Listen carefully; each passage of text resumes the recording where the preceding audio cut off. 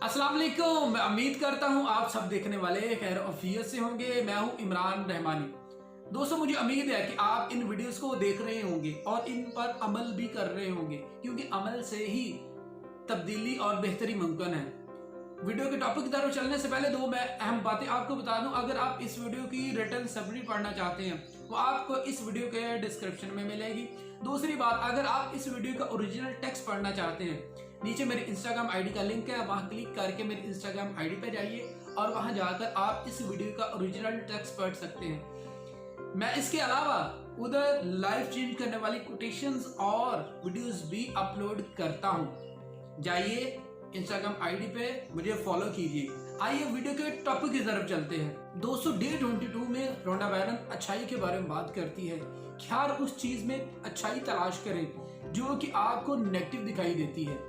अगर आपके अंदर ये रवैया आ गया तो आप हर बुरी चीज जो आपको बुरी लगती है, हर वाकया जो कि आपको बुरा लगता है, आप उसे अच्छाई में बदलना शुरू कर देंगे कि ये वाकया, ये चीज तो मेरे भले के लिए ही थी। बहुत से लोग अपने आप को अच्छाई से दूर रखते हैं और वो चीजों को डिवाइड कर देते हैं, ये अच्छी चीज है, ये बुरी चीज है। इससे वो अपने अंदर मजीद नेगेटिविटी डेवलप करना शुरू कर देते हैं। बात करने का उसका यही मकसद है कि अपने अंदर अच्छाई को मजीद डेवलप करें। इससे आपका जो माइंडसेट है वो अच्छाई वाला बनेगा।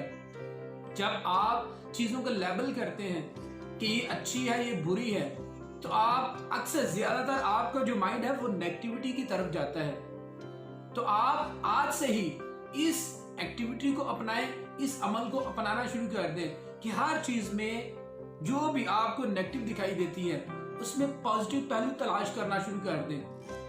अभी मैं आपको एक चीज बताता हूं कि आपने एक एक्टिविटी बताता हूं, आपने एक काम करना है। कोई भी वाकया जो आपको लगता है, कोई भी चीज जो आपको लगती है ये नेगेटिव है, मेरी जिंदगी में नेगेटिव वाकया पेश आया है मुझे, तो आपने एक पेपर लें, उसमें आप उस वाकये को लिख लें।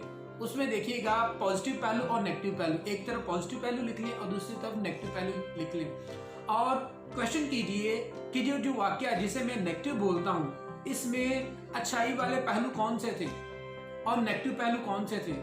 आप जब फोकस करेंगे अच्छाई वाले पहलू पर, ये आप पर है ना, आप किस चीज पर फोकस करते हैं। अगर आप अच्छाई वाले पहलू पर फोकस करेंगे तो आपको मजीद वो अच्छे पहलू आपके अंदर से निकलना शुरू हो जाएंगे, आपके माइंड में आना शुरू हो जाएंगे।